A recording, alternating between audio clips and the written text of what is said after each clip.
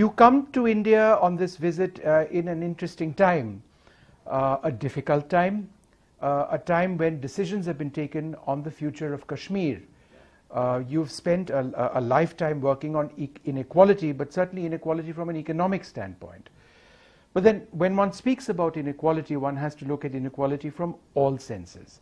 Do you believe the future of Kashmir, as has been defined now, is the way forward for peace and the restoration of a quality of life for millions in Kashmir? No, I do not believe that. I think Kashmir is a very special problem, but it has certain general features, one of which is that I don't think you would ever have fairness and justice without hearing the voice of the leaders of the people.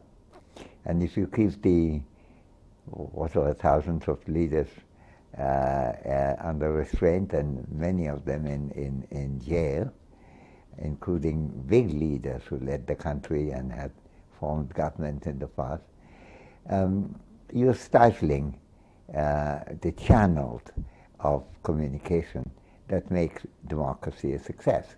It has to be a process whereby people, as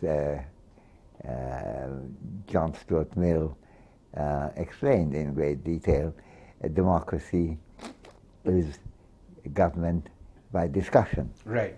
And if you stop the discussion by putting them in prison and saying the only thing I'm going to discuss is the Pakistan-occupied Kashmir, then I don't think you are really creating an atmosphere or facilities for a democratic resolution. And I don't think ultimately you will have any resolution in Kashmir without democracy. You may try.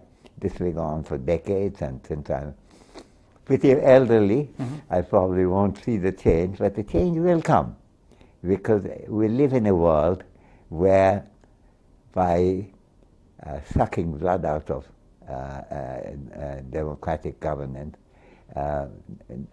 you cannot create a stable situation. And but there's things to be said. Sometimes the governance of Kashmir hasn't been all that bad.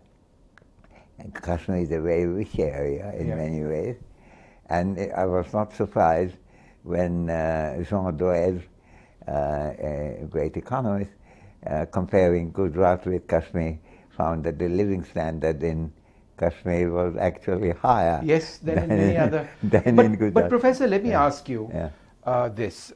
People over here, a lot of people in the government, say that the suppression of political voices now was done to ensure that there was no breakdown in law and order. How would you respond to that? Well, that's always the excuse. That's the classic colonial excuse. That's how the British run the country for 200 years.